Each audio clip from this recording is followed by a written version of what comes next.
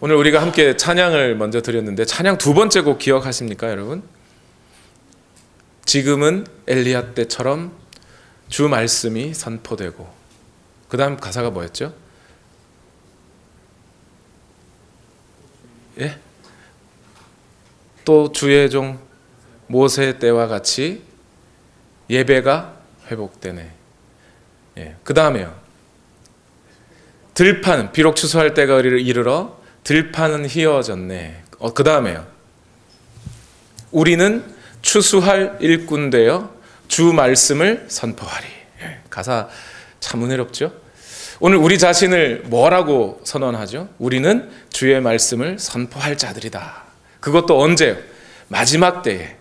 그리고 하나님께서 이 구원의 때에 예배를 회복시키시고 하나님의 말씀이 선포되게 하시고 주의 언약들이 막 성취되어 가는, 하나님의 그 약속들이 성취되어 가는 이 시대에 오늘 우리는 이제 이 들판이 휘어졌는데, 이제 추수할 때가 다 이르렀는데 하나님께서 그 영혼들을 회복시키고 있는 이 시대에 오늘 우리는 뭐가 돼서요? 주의 말씀을 선포하는 자가 되어서 그 말씀을 선포하리라. 너무 좋습니다. 그렇죠? 자, 그런데 여러분 직장에서 그렇게 선포하고 계시죠? 갑자기 왜 아멘 하셔야 되는데 여기서 그렇잖아요. 선포하고 계시죠? 그러면서 찬양 하신 거 맞죠?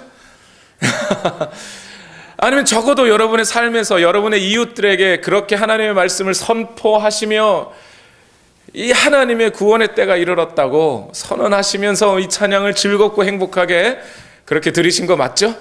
제가 앞에서 찬양을 탁 드리는데 뒤에 제가 맨 앞에 앉았잖아요. 이렇게 뒤에서 여러분 찬양하는 소리가 막 힘차고 확신에 찬 찬양이라 너무 듣기가 좋아서 저 혼자 막 힘차게 저도 더 힘내서 찬양을 했는데, 여러분들 그렇게 하고 계신 거 맞죠? 아멘 해주세요. 좀 참 제가 여쭤놓고 제가 미안하잖아요. 네. 여러분, 그런데 우리가 하나님의 말씀을 들고 선 사람은 저 혼자, 목사 혼자만이 아니고 오늘 성경은 계속해서 말하고 있어요. 하나님의 은혜를 통해 구원받은 하나님의 백성들 모두가 그 하나님의 은혜와 하나님의 말씀을 가지고 이 땅에 나아가 그 삶의 자리에서 주의 말씀을 선포해야 할 자들이라고 성경은 계속해서 말씀하고 계세요. 그런데 만약 여러분 이 시점에 한 가지 질문이 있어요. 만약 여러분들이 하나님의 말씀을 들고 이 땅에서 주의 복음을 선포하는 자로 섰는데, 만약 여러분 자신에게 매우 치명적인 결함이나 또는 매우 잘못된 죄들이나 이런 것들이 우리가 전해야 할 그 말씀을 듣는 자, 선포를 받는 자들에게 드러났다면, 매우 부끄러운 모습들이 드러났다면 말이죠. 그러면 어떻게 해야 될까요? 우리는 어떻게 해야 되죠? 모세를 한번 보세요. 모세가 이제 가나안 땅으로 애굽 백성을 데리고 나와서, 애굽에 있는 그 이스라엘 백성들을 데리고 나와서 40년을 헤맸습니다. 그리고 이제 딱 요단강을 건너기 직전에 하나님이 모세에게 뭐라 그러죠? 너는 거기 못 간다. 그래요. 왜 못 가죠? 모세가 뭘 잘못했다는 거예요? 너 옛날에 무리바에서 물이 나오게 할 때 반석을 몇 번 쳤니? 2번 쳤지 않니? 그때 내가 뭐라 그랬니? 하나님이 뭐라 그러셨어요? 반석에 명하여 물이 나게 하라 그랬어요. 그런데 그 반석을 어떻게 해요? 홧김에 2번을 쳐버렸어요. 그게 뭔 잘못이에요? 모세가 반석에 물이 나게 명하라고 하셨던 그 말씀을 있는 그대로 지켜 반석에게 명하여 물을 내었다면, 그랬다면 말이죠, 사람들이 그것을 보고 이야 이건 확실히 하나님의 역사야 라고 생각했겠죠. 그런데 반석을 두 번이나 치니까 물이 나왔다는 거예요. 물론 반석을 쳐서 물이 나올 리가 없어요. 그러나 그가 쳤기 때문에 나왔다는 것은 사람들이 거기에 하나님의 역사 사이에 인간의 힘을 집어넣을 만한 빌미를 제공해 버린 거예요. 그렇지 않아요? 이제 사람들은 모세의 지팡이의 힘이 있는 줄 알 거란 말이죠. 모세가 반석을 쳤으니까 물이 나왔다고 생각할 거라 말이죠. 하나님이 거저주신 물이라고 생각하지 아니하고 말입니다. 말씀을 전하는 자의 위치가 그만큼 중요한 거예요. 말씀을 전하는 자가 하나님이 전해주신 대로 전하지 않으면 그 사이에 사람들은 하나님의 능력과 하나님의 은혜와 주의 복음을 오해할 만한 소지들이 끼어들게 되어 있어요. 그래서 하나님이 모세에게 말하는 거예요. 너는 저기 못 간다. 여기서 멈춰야 한다. 저는 오늘날 한국 사회와 미국 사회를 보면서 저 역시도 부들부들 떨리고 또 교회를 볼 때마다 떨려요. 이미 이 세상 사람들이 특히 한국 교회에 대한 신뢰를 거두기 시작했죠. 무엇 때문에요? 말씀을 선포한다는 사람들이, 하나님의 복음을 전한다는 사람들이 하늘나라의 상급을 여러분의 마음을 두고 하늘나라에 여러분의 보물을 쌓아두라고 전해주어야 할 사람들이 자기가 먼저 이 땅에다 보물을 쌓고 있어요. 정결하게 여러분 자신을 깨끗하게 준비하여 한 예수 그리스도의 다시 오심을 예비하라고 선포해 주어야 할 사람들이 먼저 자기가 성적으로 죄를 짓고 있어요. 이거 어떡하죠? 이 잘못이 다 드러나 버렸네요. 오늘 사도행전 22장 30절에서 23장 11절까지의 말씀 가운데 바로 이 상황에서 말씀을 전하는 자들이 또는 이 땅 가운데 주의 복음을 편만하게 전해가야 할 우리 그리스도인들이 자신의 죄가 믿지 않는 자들에게 훤히 드러나 버렸을 때, 그것도 매우 치욕적이고 치명적인 죄의 모습이 드러났을 때 어떻게 해야 될 것인지에 대해서 오늘 본문은 너무나 밝히 말씀을 해주고 있어요.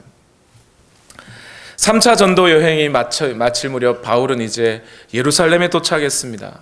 그런데 아시아에서 온 유대 사람들이 여러 유대인들을 충동해서 바울을 붙잡았습니다. 이유는 두 가지였죠. 바울이 모세의 율법을 모독했다는 것. 두 번째로는 이 이방인들을 성전에 끌고 들어와서 성전을 모독했다는 것. 이 두 가지 제목으로 지금 바울을 붙잡았습니다. 바울은 그렇게 한 적이 없어요. 누명을 쓴 거예요. 억울한 거예요. 그래서 사람들이 이 바울을 붙잡아서 돌로 치고 주먹으로 때리고 린치를 가했습니다. 그 상황에서 천부장이 알고서는 얼른 소동이 일어난 것을 알고 군인들을 데리고 출동해서 소동을 진압합니다. 그리고 그때 바울이 간신히 말할 기회를 달라고 해서 이제 유대인들에게 자신이 다메섹 도상에서 예수님을 만난 것과 어떻게 이방인을 위한 사도가 되었는지에 대해서 간증하였습니다. 그런데 그 무렵 바울을 잡아가두려고 했던 이 폭도들, 유대인들은 더욱 거세게 바울을 몰아붙였고 결국 이 천부장은 바울을 다시 그 사람들로부터 구출해내어 그를 신문하려고 합니다. 그를 구출해줘서 이제 편안하게 놓아줄 줄 알았는데 이번에는 도리어 바울을 이 천부장이 채찍으로 치려고 합니다. 그리고 고문을 가하고 정말 네 정체가 뭔지 밝혀내라 라고 말하고 있어요. 그때 바울은 자신이 로마 시민권을 근거로 내세워서 자기가 받는 이 고문이 부당하다는 것을 말합니다. 이제 이 한 번의 어떤 위기를 잘 모면한 바울에게 그 다음에 어떤 일이 이제 더 벌어지게 되었을까요? 사도행전 22장 30절 말씀 다 같이 한번 읽어보겠습니다. 시작. 이튿날 천부장은 무슨 일로 유대 사람이 바울을 고소하는지 그 진상을 알아보려고 하였다. 그래서 그는 바울의 결박을 풀어주고 명령을 내려서 대제사장들과 온 의회를 모이게 하였다. 그리고 그는 바울을 데리고 내려가서 그들 앞에 세웠다. 천부장이 당황스러웠겠죠. 로마 시민권이 있는 바울을 그냥 풀어줄 수도 없고 그렇다고 잡아가두어서 다시 족칠 수도 없고 이걸 어떻게 할까 생각해봤는데 이 바울이 유대인이에요. 잘 됐다. 그러면 이 천부장은 로마 사람입니다. 로마 사람으로서 유대 지역에 와서 지금 식민지인 유대 지역을 통치하도록 이렇게 보내진 천부장 군인이죠. 그런데 이 천부장이 이제 어떻게 할까 고민하다가 이 바울을 데리고 유대인, 이스라엘 사람들입니다. 이스라엘 사람들의 의회에다 갖다 세우는 거예요. 이스라엘 사람들의 의회라고 하는 여기가 다른 말 원어로는 산헤드린이라고 하는 공의회인데요. 한국으로 말하면 국회와 같은 역할을 하는 곳입니다. 그런데 사실상 국회보다는 훨씬 더 권위와 힘이 센 곳이었어요. 국회는 입법기관이죠. 법을 만드는 기관이죠. 그런데 산헤드린은 법을 만들기도 하고 또 법을 가지고 치리하거나 재판까지 할 수 있는 권한이 있었어요. 그러니까 이스라엘 사람들 중에는 최고의 의결기구예요. 무슨 갈등이나 민사소송이나 또는 폭력 사건이나 다툼이 다 생기면 이 70명으로 구성된 의회로 가서 재판을 받을 수 있었습니다. 그런데 여러분, 이 산헤드린에 대해서 조금만 더 말씀을 드리면, 오늘 본문을 이해하기 위해서 예수님도 산헤드린 공의회 앞에 잡혀서 신문을 받으셨어요. 다른 복음서에는 어떤 대제사장 가야바의 집에 끌려갔다 이렇게 되어 있는데, 사실 이 유대인의 70인 회의라고 하는 이 산헤드린의 최고 의장이 대제사장이 되는 거예요. 대제사장이 그 산헤드린 의회의 최고 수장이 되고 나머지 70명이 의원들이 됩니다.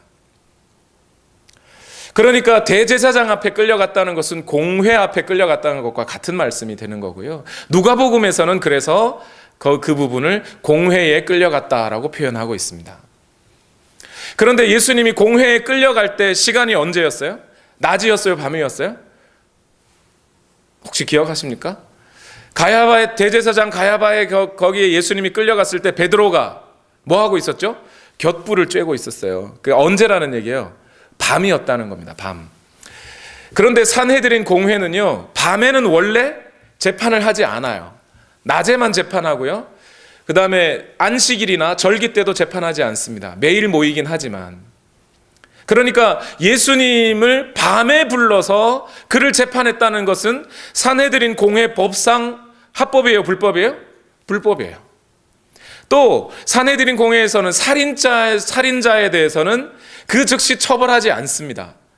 하루 어떤 고소를 당하면, 살인자가 있다는 고소를 당하면 살인자를 체포하여 그를 신문하고 그 다음 날 최종 판결을 내리게 돼 있어요. 또 최종 판결을 내렸더라도 그 당시는 식민지 지배하에 있었기 때문에 산헤드린에서 형벌을 직접 살인죄에 해당하는 사형을 내리지는 못합니다. 못하고 로마에 부탁을 하게 되죠. 로마 정부에. 그러니까 예수님의 재판은 합법이에요, 불법이에요? 불법도 이만저만 불법이 아닌 거죠. 자, 그런 상황을 여러분 머릿속에 염두에 두시고 이제 바울의 상황을 다시 한번 보세요. 바울이 지금 끌려왔어요. 로마의 천부장이 끌고 산헤드린 의회에 데리고 왔다고요. 물론 아마 이때는 다음 날이라고 했으니까 아마 낮이었을 가능성이 매우 높습니다. 자, 여기에 세워진 바울, 이제 그것도 유대인들의 최고 의결기관인 산헤드린 앞에, 그것도 대제사장을 놓고 이제 신문을 받기 시작해요. 사도행전 23장 1절 읽어보겠습니다. 시작. 바울이 의회원들을 주목하고 말하였다. 동포 여러분, 나는 이날까지 하나님 앞에서 오로지 바른 양심을 가지고 살아왔습니다. 여러분, 바울의 이 담대함이 느껴지시나요? 국회, 그리고 사법부, 재판관이죠. 그런 모든 권한을 다 가진 의회 앞에 딱 끌려가서 서자마자 바울이 한 얘기는, 나는 지금까지 이날까지 하나님 앞에서 오로지 바른 양심을 가지고 살아왔습니다. 이렇게 얘기하는 거예요. 이야, 저는 이거 보면서 정말 많은 회개를 하게 됩니다. 여러분, 여기서 있는 이 양심이라는 말이요, 우리가 흔히 쓰는 양심대로 해 라는 말과 좀 달라요. 사실은요. 도둑들도 이렇게 물건 훔쳐놓고 같이 나눌 때는 어떻게 나누자 그러죠? 우리 양심적으로 나눠 뭐 이러잖아요. 그런 양심이 아니고, 보통 사람들이 말하는 양심, 난 양심에 꺼리낌이 없어 막 이렇게 얘기할 때 그 양심은 어떤 거예요? 나는 솔직해, 나는 정직해 라는 얘기예요. 누구도 그 마음을 열어볼 수 없고 판단해 볼 수 없는데 그래도 자기는 그래도 깨끗하다고 얘기하는 게 양심이죠. 그런데 그런 양심이 아니에요. 지금 여기서 말하는 양심은요, 순에이데시스라는 단어인데요. 이 양심은 뭐냐면 어떤 거냐면 자기 자신을 윤리적으로나 도덕적으로 자기의 행위와 말과 내면을 다 살펴봤을 때의 내 마음을 얘기하는 거예요. 특히 내 양심은 바른 양심이다, good conscientious다 라고 말할 때요, 나는 양심에 거리낌이 없다라고 성경에 바울이 말하는 이건 뭐냐면 내 속마음을 나뿐만 아니라 다른 사람들이 다 지켜보더라도 나는 깨끗하다, 이런 뜻이에요. 거기다가 바울은 하나님을 믿는 사람이잖아요. 그러니까 다른 사람들뿐만 아니라 누구도요, 하나님이 내 마음을 보시더라도 나는 정말 깨끗하게 지금까지 살아왔다, 그렇게 얘기할 때, 그냥 아무도 증명할 수 없는 내 마음 말고 다른 사람들이 다 쳐다보고 나의 행동과 말을 다 보고 심판하고 심지어 하나님이 나를 보고 심판하셔도 나는 깨끗하다라고 말할 때의 양심이 이 양심이에요.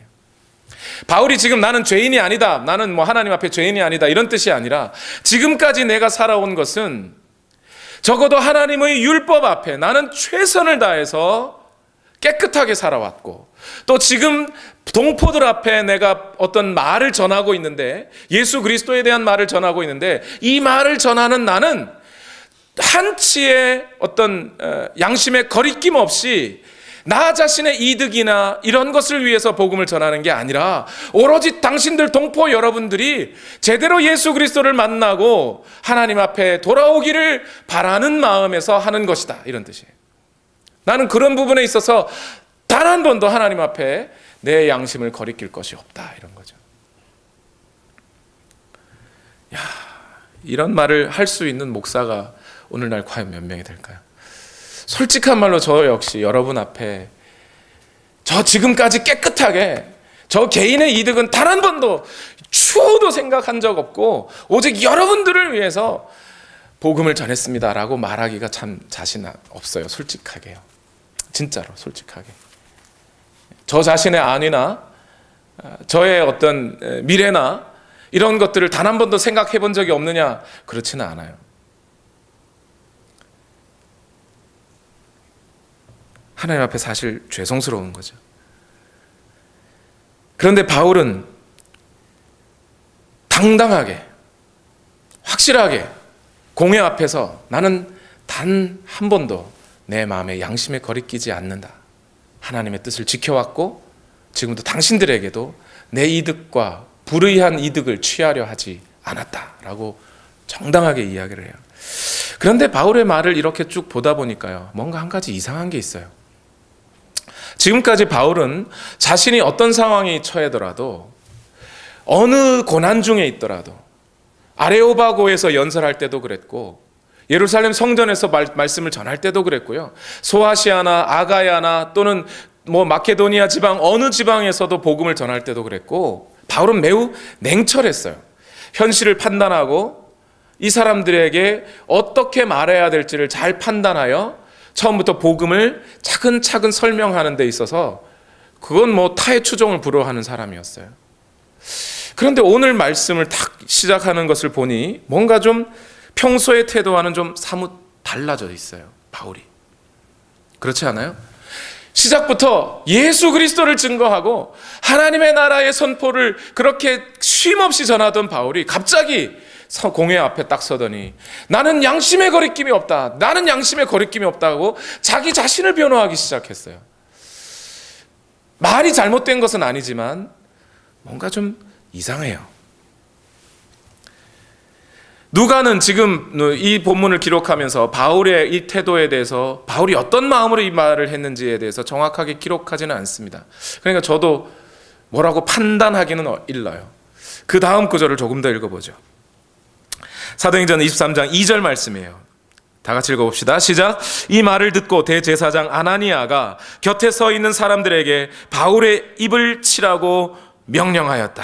자, 여기 이 대제사장 아나니아라는 사람이 등장합니다. 이 아나니아가 뭐라고 했다고요? 입을 쳐라, 저놈의 입을 쳐라, 이렇게 했어요. 여러분, 우리가 조선시대의 사또 앞에 간 상황을 생각하면 안 돼요, 사실은요. 아까도 처음부터 말씀드렸지만 예수님의 공회의 재판이 공회법상 불법이었죠. 마찬가지로 지금 공회법상으로도 정식 재판을 받기 전이죠, 바울은.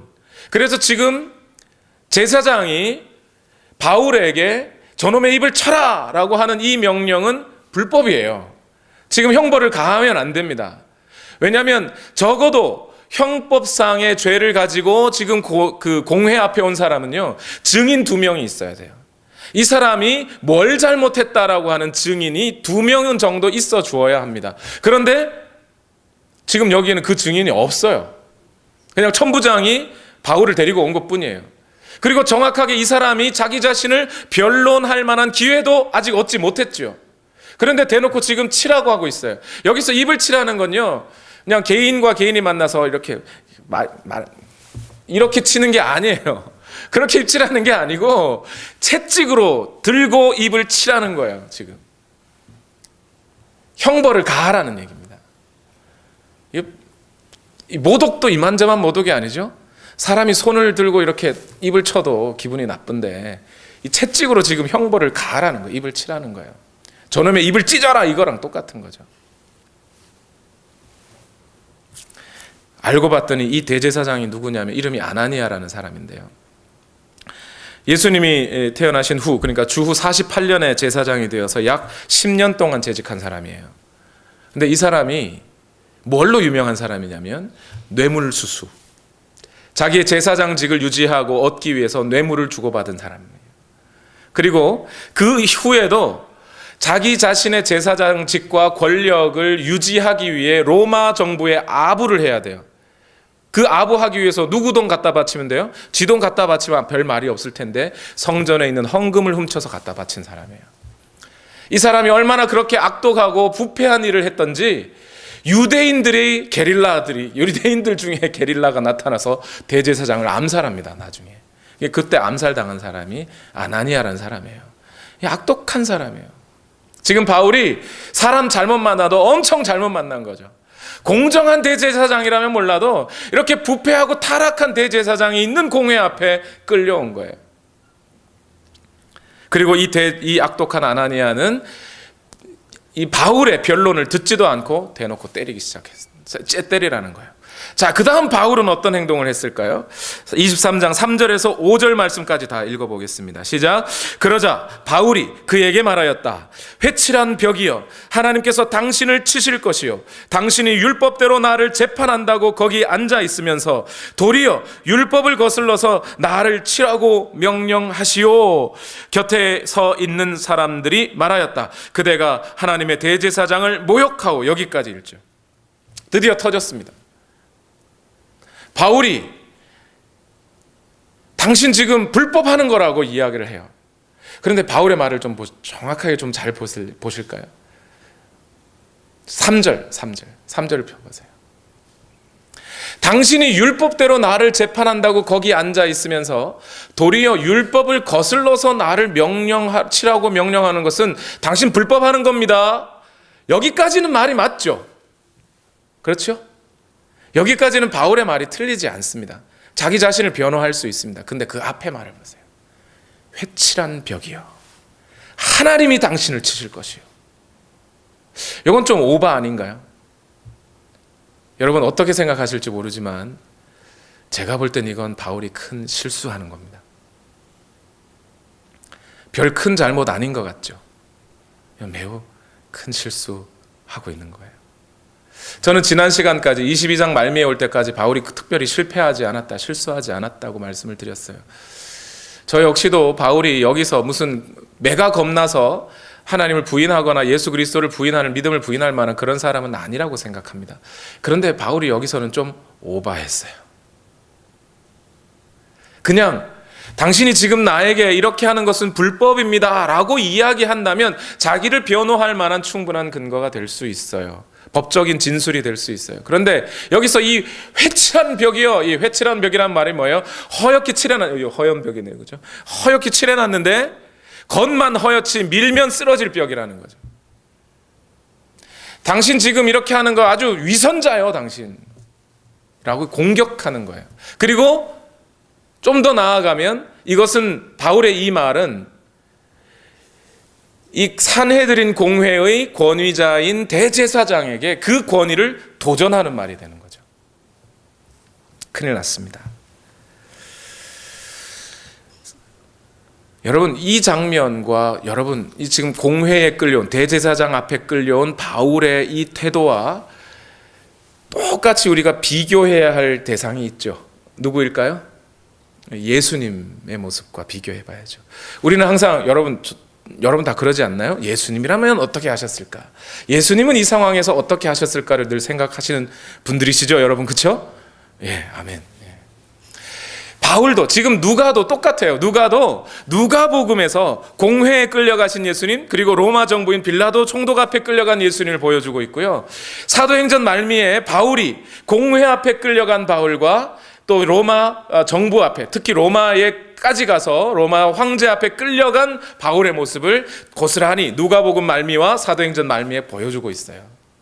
똑같이 그러면 예수님의 모습을 비교 한번 해보죠. 누가복음 22장 66절에서 71절에 날이 밝으니 백성의 장로회 곧 대제사장들과 율법학자들이 모여서, 이게 공회예요, 예수를 그들의 공의회로 끌고 가서 이렇게 말하였다. 그대가 그리스도이면 그렇다고 우리에게 말해주시오. 예수께서 그들에게 말씀하셨다. 내가 그렇다고 여러분에게 말하더라도 여러분은 믿지 않을 것이요, 내가 물어보아도 여러분은 대답하지 않을 것이요, 그러나 이제부터 인자는 전능하신 하나님의 오른쪽에 앉게 될 것이요.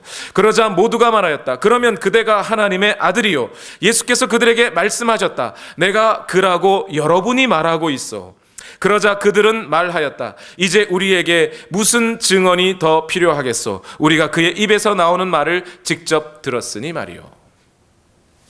예수님은 질문하실 때 그 공의회가 질문하는 것에 대해서 있는 그대로 대답한 거예요.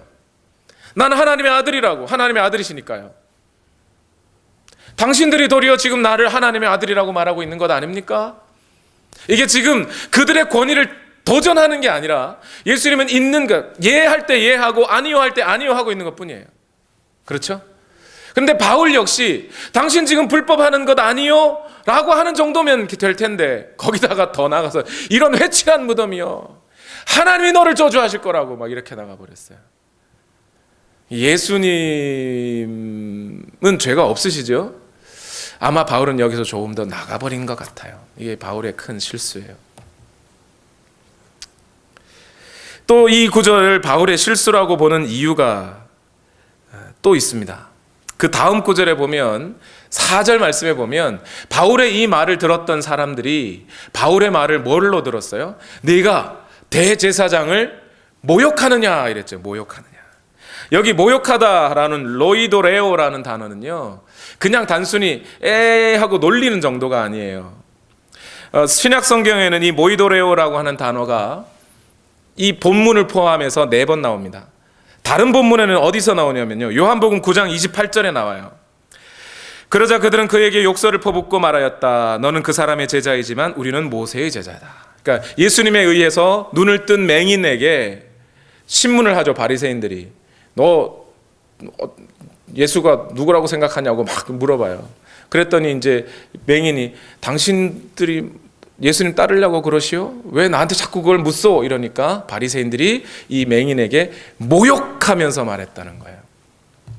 고린도전서 4장 12절에도 우리는 우리 손으로 일을 하면서 고된 노동을 합니다. 우리는 욕을 먹으면 도리어 축복하여 주고 박해를 받으면 참고 이랬죠. 이 사도가 자기가 복음 전하는 일로 다른 사람들로부터 욕 먹는 것, 그것을 로이다레오라는 단어를 썼어요.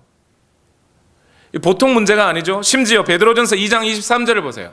거기는 그는 모욕을 당하였으나 모욕으로 갚지 않으시고 고난을 당하셨으나 위협하지 않으시고 정의롭게 심판하는 이에게 다 맡기셨습니다. 이랬어요. 이게 누구예요? 예수님 말이에요.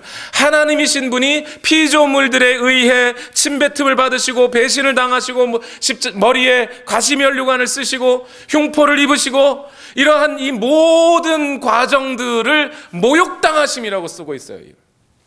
지금 바울이 대제사장에게 한 말이 당신은 회칠한 벽이요 하나님이 당신을 저주할 것이요 라고 했던 이 바울의 말을 곁에 서서 듣고 있던 다른 의회원들이 뭐라고 들었냐면 이건 모욕하는 말이야 라고 들었다는 거예요.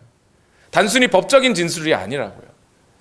심각하게 많이 오버한 거예요. 지금 바울이. 둘째로 이 바울이 지금 하는 행동이 왜 큰 실수가 되냐면요, 평소에 바울이 하던 말과 정면 배치되는 말이에요. 제가 이렇게 조금 길게 이렇게 말하는 것을 좀 이해해 주십시오. 여러분, 작년 한 해 한국에서 대통령이 탄핵되는 사건이 있었죠. 그 과정에서 기독교 안에 가장 많이 오르락내리락 했던 구절이 로마서 13장 1절과 2절 말씀이에요. 사람은 누구나 위에 있는 권세에 복종해야 합니다. 모든 권세는 하나님께로부터 온 것이며 이미 있는 권세들도 하나님께서 세워주신 것입니다. 그러므로 권세를 거역하는 사람은 하나님의 명을 거역하는 것이요 거역하는 사람은 심판을 받게 될 것입니다. 위에 있는 권세나 어떤 것이든지 그것은 하나님께로부터 온 것이며 그 권세들에 대하여 복종해야 한다라고 누가 얘기했다고요? 바울이 얘기했어요. 자기가 평소 로마 교회에 있는 성도들에게 그 설교를 했단 말이에요. 그래놓고 지금 자기는 뭐하고 있어요? 산헤드린 공회 앞에 하나님이 세워놓은 권위자인 대제사장 앞에 그를 모욕하는 말을 해버렸단 말이죠. 지금 말이 자기가 가르친 것과 바울이 지금 행동하는 행동이 앞뒤가 맞지 않아요. 세 번째로 율법의 말씀을 살펴봤을 때도 바울의 이 행동은 큰 실수요 죄에 속합니다. 신명기 17장 8절에서 11절 말씀에 보면 당신들이 사는 성 안에서 피 흘리는 싸움이나 서로 다투는 일이나 폭행하는 일로 당신들에게 판결하기 어려운 분쟁이 생기거든 주 당신의 하나님이 택하신 곳으로 그 사건을 가지고 올라가서 제사장인 레위 사람과 그때에 직무를 맡고 있는 재판관에게 가서 재판을 요청하면 그들이 당신들에게 그것에 대한 판결을 내려줄 것입니다. 당신들은 주님께서 택하신 곳에서 그들이 당신들에게 내려준 판결에 복종해야 하고 당신들에게 일러준 대로 지켜야 합니다. 그들이 당신들에게 내리는 지시와 판결은 그대로 받아들여서 지켜야 합니다. 그들이 당신들에게 내려준 판결을 어겨서 좌로나 우로나 벗어나면 안 됩니다. 이게 신명기 말씀이에요. 지금 바울은 대제사장에게 그 권위를 인정하지 않고 도전하는 말을 함으로 해서 신명기 17장의 말씀을 또 거역한 것이에요.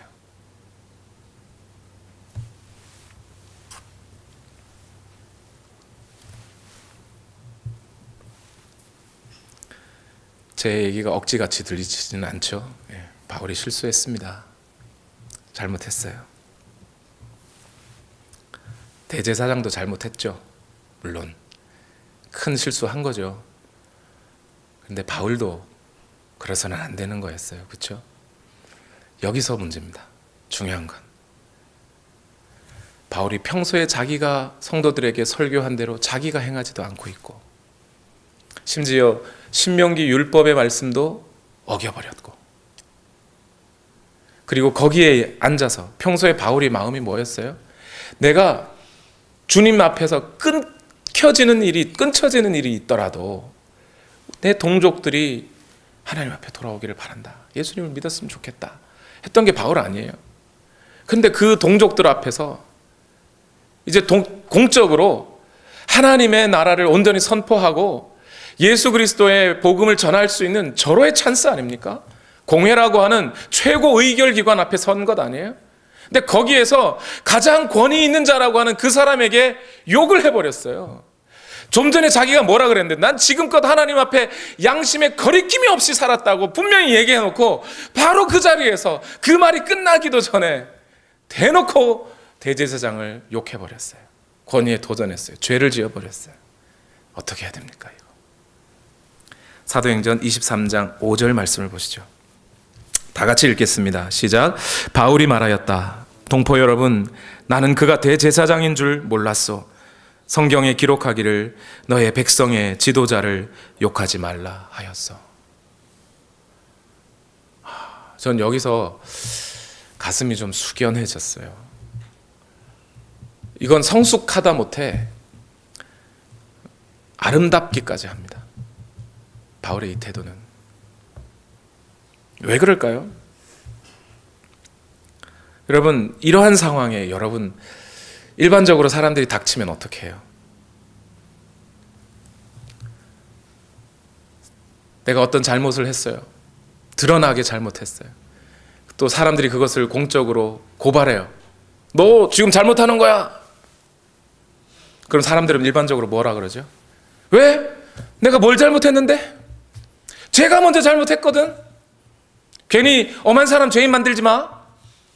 그러지 않나요?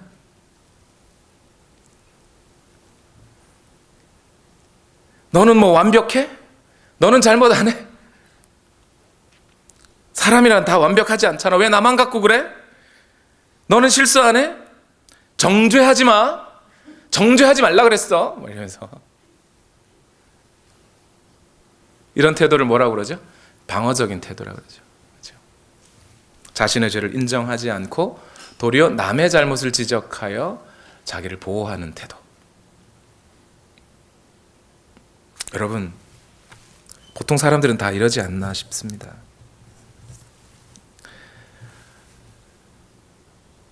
오늘날 목회자들이 잘못 보여주는 태도는요, 그들이 공금을 횡령했다는 거 큰 잘못이죠.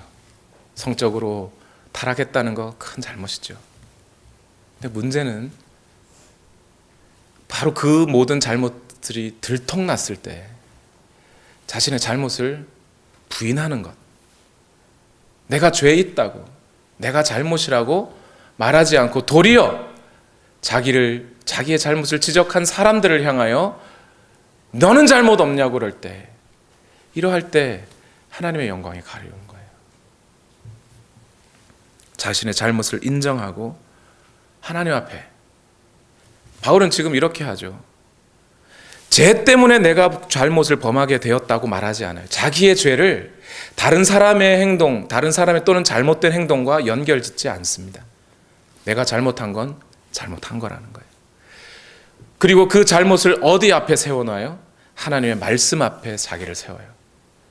하나님의 말씀 앞에 나를 보니 내가 잘못했다는 거예요. 또 그 잘못을 인정했을 때 자기에게 돌아올 화살이 얼마나 클까요? 클 수 있겠죠? 대제사장에게 도전할 때는 혈기왕성하게 도전할 수 있어요. 그런데 자기의 잘못이 드러나 그 잘못이 고발당했을 때 그것을 인정하기란 매우 어려운 거예요. 정말 어려워요. 개인적인 관계에서도 그러지 않죠? 집사님들끼리 얘기하다가 말실수해서 상대방의 마음에 상처를 줬어요. 너 왜 그런 말 안 해? 잘못을 인정해야지. 그럼 인정합니까? 개인적으로도 안 해요. 근데 공적인 자리예요. 그리고 그 공적인 자리에서 내 잘못을 시인하는 순간 내가 지금까지 해왔던 주의 복음을 증거하는 자라고, 말씀을 전하는 자라고 지금까지 다져왔던 그 모든 어떤 공든 탑들이 하루아침에 무너질 수 있는 거잖아요. 유대인들이 봤을 때 바울이 뭘로 보이겠습니까? 저런 하나님을 모독하는 놈, 그 사람들이 저렇게 모독한다고 했을 때 알아봤어, 너. 그러지 않겠어요?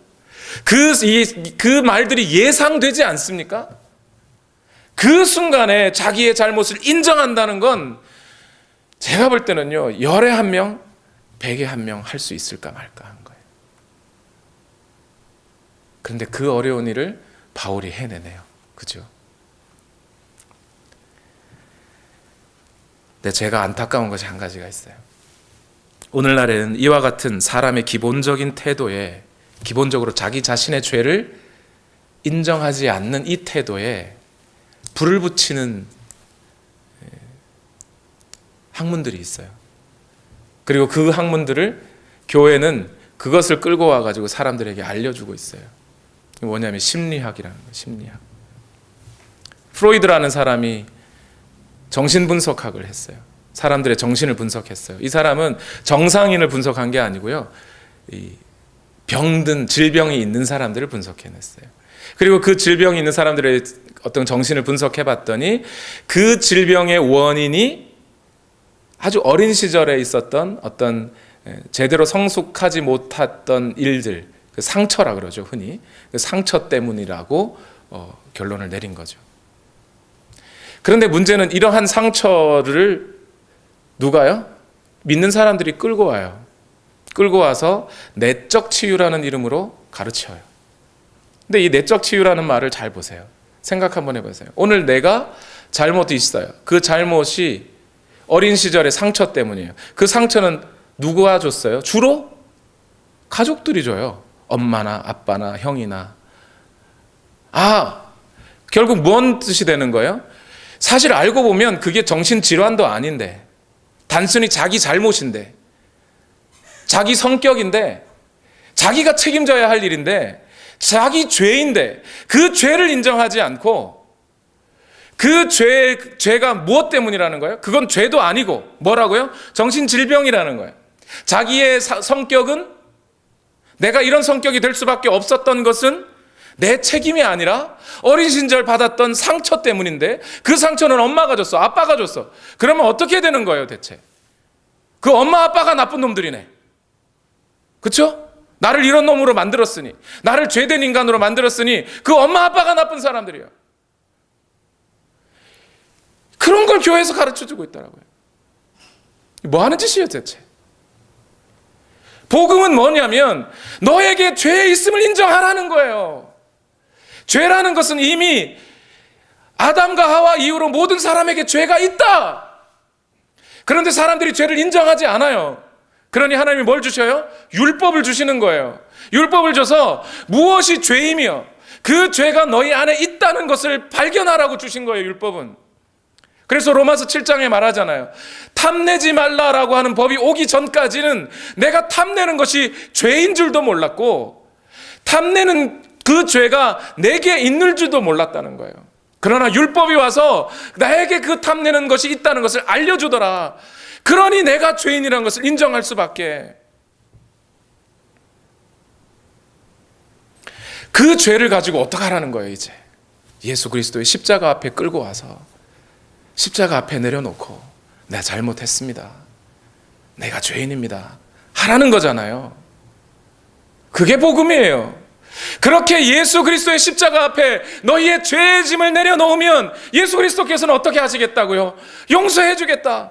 너 대신 내가 피 흘려 주었지 않느냐. 걱정하지 말고 갖고 와라. 수고하고 무거운 짐진 자들아 다 내게로 와라. 오늘 우리는 그 죄를 가지고 내가 죄 있음을 인정하고 예수 그리스도의 십자가 앞에 무릎을 꿇어야 한다고요. 그게 복음이에요. 그러할 때 오늘 그 보혈이 우리를 씻기시고 우리를 누구께로? 하나님 아버지께로 인도한다는 거잖아요. 그런데 내적 치유한다는 사람들은 뭐예요? 먼저 자기 죄를 죄라고 인정하지 않는 거예요. 성격 탓이라고, 질병이라고, 질환이라고, 어릴 적에 받은 상처 때문에 생긴 질환일 뿐이지 이건 죄가 아니라고 말하게 만들어요. 그리고 그 죄를 누구에게 전가시켜요? 엄마한테, 아빠한테. 당신들이 죄 있어가지고 당신들이 잘못해서 내가 어린 시절에 상처받았고 그래서 내가 이 모양 욕골로 산다고 말하게 만드는 거 아니에요. 제가 신학교 다닐 때 만났던 친구 하나가요, 상담 심리학에 심취했던 친구인데, 그 친구와 사람들의 성격에 대해서 이야기하는데 그 친구가 하는 말이 마지막에 그런 얘기예요.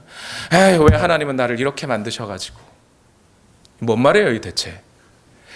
자신의 성격이 그렇게 된 책임이 누구한테 있다는 거예요? 하나님께 있다는 거예요. 더 이상 할 말이 없어요. 그건 복음이 아니에요.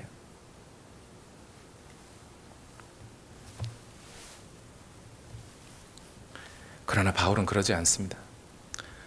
바울은 여기에서 정말 아름다운 모습을 보여주고 있어요. 인정합니다. 내가 잘못했습니다.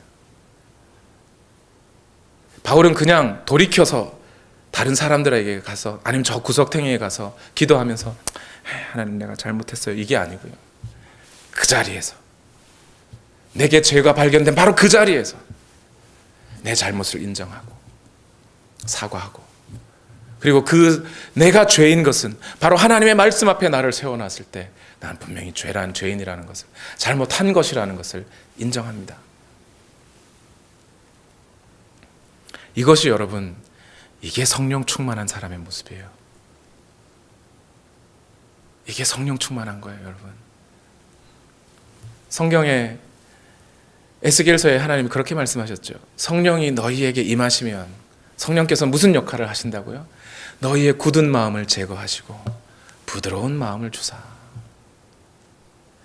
바울이 자기의 마음을 굳히고 내가 뭘 잘못했어? 내가 왜 잘못했어? 저 대제사장이 나를 치려고 했으니까 잘못한 거 아니야? 저 사람 때문에 내가 이러는 거야 라고 말하지 않고 그 순간 주의 성령께서 그의 마음을 부드럽게 하사 자신의 잘못을 인정하게 하고 자기의 것을 그냥 내어놓습니다. 자기의 목숨도 내려놓게 만듭니다. 이것은 비굴한 게 아니에요. 대제사장의 권위 앞에 어떻게 하면 내가 내 목숨을 살릴까 하고 피해가다가 그냥 시인한 게 아니에요. 힘과 힘의 대결에서 진 게 아니에요. 주의 성령이 그의 마음에 역사하고 계신 거죠. 바로 그 순간 하나님이 영광을 받으시는 겁니다. 그게 하나님이 영광을 받으시는 방법이에요. 하나님은 오늘 우리를 죄에서 건져내주고 싶으신 건데요. 오늘 우리가 우리의 죄가 있음을 인정하고 회개할 때 하나님께서 그를 인정하시고 하나님도 기뻐하시는 것이죠. 만약 여러분 오늘 저와 여러분이 바울처럼만 할 수 있다면 오늘 이 바울처럼 모든 사람 앞에서 공식 석상 앞에서도 자신의 치명적인 잘못을 인정하고 돌이킬 줄 아는 그런 성령으로 인도된 부드러운 마음이 그 우리 안에 있기만 한다면 오늘 우리의 실수로 인한 죄와 징벌과 정죄 앞에서 우리는 우리 자신을 구원할 수 있어요. 아니 내가 구원하는 게 아니라 나를 구원하신 예수 그리스도의 능력이 우리를 구원하실 수 있게 나를 드릴 수 있는 거예요. 그게. 이런 성령 충만한 자의 모습이요 전혀 없었던 게 아니에요. 100년 전 평양에서 있었죠. 한 장로님이 산정형 교회 새벽 예배 시간에 앞에 나와서 자신이 죄인이라고 여러 사람들 앞에서 큰 실수를 회개하기 시작합니다. 그 한 사람의 회개가 다른 사람들에게 또 회개를 불러와서 업고 있던 아기를 죽였다고 보채는 아기를 돌에 부딪혀 죽게 만드는 엄마가 그 죄를 회개하죠. 주인의 집에서 은 100냥 훔친 종이 나 그거 훔쳤다고 고백하기 시작해요. 그 회개와 눈물의 물결이 막 일어난 것이 평양 부흥회예요. 그게 성령의 능력이고 그게 성령의 충만함이에요. 오늘 목회자들이 이런 모습 보이면 안 될까요? 서로 너 잘못했다고 어떤 사람이 어떤 목사가 잘못하면 당신의 그 죄 때문에 내가 교회의 목사라는 걸 밝히기가 부끄러워요. 이런 말들은 정말 잘해요. 인터넷 보세요. 페이스북 보세요. SNS를 보세요. 거기 그런 말 정말 많습니다. 당신 때문에 저 사람들 때문에 내가 그리스도인이라는 걸 밝히기 너무 힘들어. 부끄러워. 그런 말은 잘해요. 그런데 자기의 죄 있음을 인정하지는 않아요, 사람들이. 왜 그렇죠? 마음이 굳어서. 통계를 내봤더니 미국 안에서요. 전에 그 말씀 드렸죠. 한 대학교에서 조사를 했어요. 포르노그래피를 본 대학생과 보지 않은 대학생들의 성적인 성적인 만족도 연구 이런 걸 했어요. 그래서 대학교에서 막 연구 수집을 했어요. 근데 한참 큰 돈을 들여서 연구하다가 중간에 그만뒀어요. 왜 그런지 아세요? 포르노그래피를 안 본 청년이 없어요. 그러니까 기본적인 실험 대상이 될 사람이 없는 거예요. 그게 미국의 현실이에요. 한국은 안 그런가요? 미국에 있는 서던 베프티스트 컨벤션에 있는 미니스터들, 흔히 말하는 전도사 목사라는 사람들을 조사했어요. 익명으로 포르노그래피를 봤냐고, 지금 보고 있냐고. 30%가 보고 있대요. 한국 사역자들은 안 그래요? 그러면 내 죄가 있다고 먼저 얘기해야지. 왜 남의 죄 있다고 얘기해요? 내 죄 있다고 얘기하는 게 그리스도인이에요. 내가 죄인임을 인정하는 게 그리스도인이라고요. 그 죄 들고 예수 그리스도의 십자가 앞에 나아가서 주여 내가 죄인입니다. 내가 잘못했습니다. 내 죄를 용서해 주십시오. 그게 그리스도인이잖아요. 그 그리스도인의 본질은 어디로 가고 남의 죄만 들춰내고 남의 죄만 공격하고 너 때문에 내가 교회 가기 부끄럽다 그러고 그 말만 하고 앉았어요. 적어도 그 통계가 맞다면 말이죠. 지금쯤 어느 페이스북에선가 그런 고백이 있어야 될 거 아니에요. 내가 이런 잘못을 했다고. 열에 3명이 봤대는데 대한민국 청년 95%가 봤대는데 그중에 그리스도인 없냐 말이에요. 근데 그 사람들이 자기 죄는 인정 안 해요. 고백 안 해요.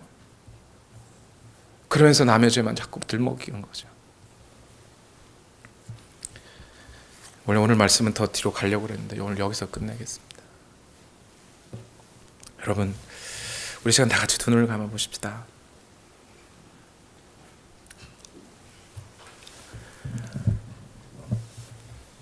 오늘 우리